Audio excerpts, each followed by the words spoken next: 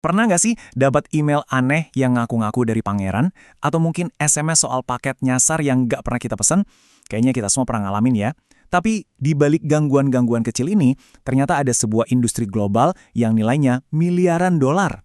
Hari ini kita bakal bongkar tuntas buku panduan para penipu ini pakai data paling baru dari FBI. Dan saya jamin beberapa fakta di dalamnya bakal bikin Anda kaget. Oke, langsung kita mulai aja ya. Biar kita semua paham segede apa masalah ini, kita bakal lihat angka-angka dari laporan Internet Crime Complaint Center-nya FBI buat tahun 2024. Dan jujur aja, angka-angkanya ini gila banget. 16,6 miliar dolar. Coba deh bayangin sejenak angka itu. Itu jumlah kerugian total dari kejahatan internet yang dilaporin cuma dalam 1 tahun. 1 tahun? Ini bukan lagi soal penipuan receh mama minta pulsa ya. Ini udah jadi ekonomi bayangan raksasa. Eits, tapi tunggu dulu. Ceritanya nggak berhenti di situ. Yang lebih bikin merinding itu angka ini. Kerugian finansialnya naik sepertiga, betul 33% cuma dalam setahun dari 2023. Ini nunjukin kalau para penjahat siber ini bukannya melambat, mereka malah makin ngebut dan makin jago. Dan jangan salah, ini bukan cuma kerugian buat perusahaan-perusahaan besar loh. Rata-rata kerugian buat tiap laporan yang masuk itu lebih dari 19.000 dolar. Coba bayangin dampaknya buat satu orang atau satu keluarga. Uang segitu bisa bikin hancur loh. FBI nerima hampir 860.000 laporan di tahun 2024. Kalau kita hitung-hitung nih, itu artinya ada lebih dari 2.000 laporan masuk setiap hari. Setiap hari! Skala masalahnya ini benar-benar luar biasa. Nah, ini pertanyaan kuncinya. Dengan data sebanyak ini dan perhatian sebesar ini, kok kayaknya kita kalah terus ya ngelawan mereka? Kenapa masalahnya malah makin parah? Jawabannya, ternyata jauh lebih rumit dari yang kita kira. Jadi, disinilah letak biang keroknya. Internet itu kan nggak punya batas, global. Nah, sementara itu, hukum punya batas, cuma berlaku di satu negara. Para penjahat ini mainnya di panggung dunia, sementara penegak hukum tangannya terikat sama batas-batas negara. Inilah inti masalahnya. Istilah kerennya itu perbedaan yurisdiksi. Gampangnya gini, penipunya ada di negara A, targetnya di negara B, tapi dia pakai server di negara C. Nah lo, terus mau dituntut pakai hukum negara mana? Ini beneran mimpi buruk buat para penegak hukum di seluruh dunia. Dan rintangannya tuh banyak banget. Beda negara, beda hukum soal kejahatan cyber. Para penjahat ini juga pinter. Mereka sengaja sembunyi di negara-negara yang jadi surga aman, yang nggak mau kerjasama.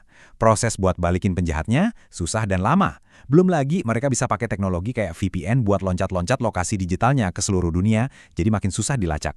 Intinya, mereka main catur global, sementara penegak hukum dipaksa main dam di papan nasional. Celah-celah inilah yang mereka manfaatkan. Oke, sekarang kita pindah ke sesuatu yang benar-benar di luar dugaan, bahkan mungkin kedengeran gila. Kita semua kan pernah ya lihat email penipuan yang tipenya banyak banget, tata bahasanya berantakan, terus kita mikir, siapa sih yang bakal percaya sama ginian? Nah, ternyata justru disitulah kuncinya. Dan ini dia pencerahannya. Yang uniknya datang dari sebuah diskusi di Reddit. Siap, ternyata tata bahasa yang jelek itu disengaja. Itu bukan karena mereka nggak bisa nulis, tapi itu adalah sebuah filter, sebuah strategi buat nyaring orang-orang yang skeptis dari awal.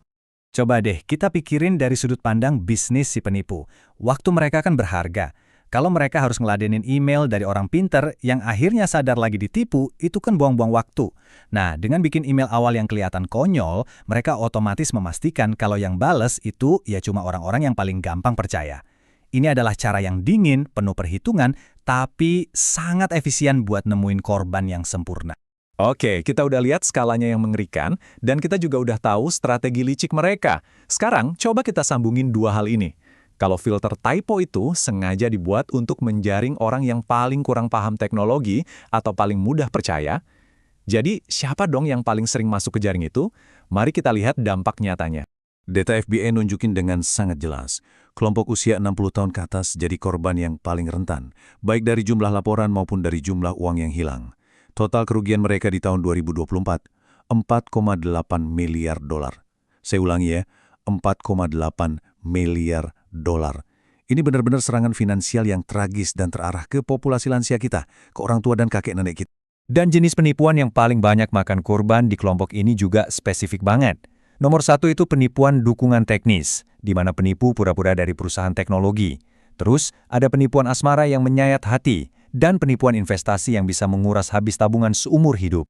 Ngeliat semua ini gampang banget ya buat kita ngerasa putus asa, tapi kita nggak sepenuhnya tanpa pertahanan kok. Nah, di bagian terakhir ini, kita mau bahas gimana caranya kita bisa melawan balik. Dan ternyata, peran kita semua itu penting banget. Ini pernyataan langsung dari Direktur Operasi FBI. Intinya mereka nggak bisa melawan musuh yang nggak mereka lihat. Setiap laporan dari kita, sekecil apapun kelihatannya, itu ibarat satu potongan puzzle. Potongan-potongan inilah yang ngebantu mereka ngelacak jaringan kriminal ini. Jadi jangan pernah mikir laporan Anda itu sia-sia. Setiap laporan adalah senjata. Jadi langkah nyata apa yang bisa kita ambil? Sebenarnya simpel banget. Kalau Anda atau orang yang Anda kenal jadi korban, laporkan ke ic3.gov. Ini adalah cara paling langsung untuk ngasih informasi ke pihak berwenang yang bisa benar-benar bikin perbedaan. Kita tutup pembahasan kali ini dengan pertanyaan ini. Setelah kita paham semua taktik para penipu, dari celah hukum sampai trik salah ketik yang disengaja, kita jadi lebih berdaya kan? Mungkin di era digital ini, sedikit rasa skeptis atau curiga itu bukan lagi hal yang negatif. Justru, itu jadi skill bertahan hidup yang paling penting.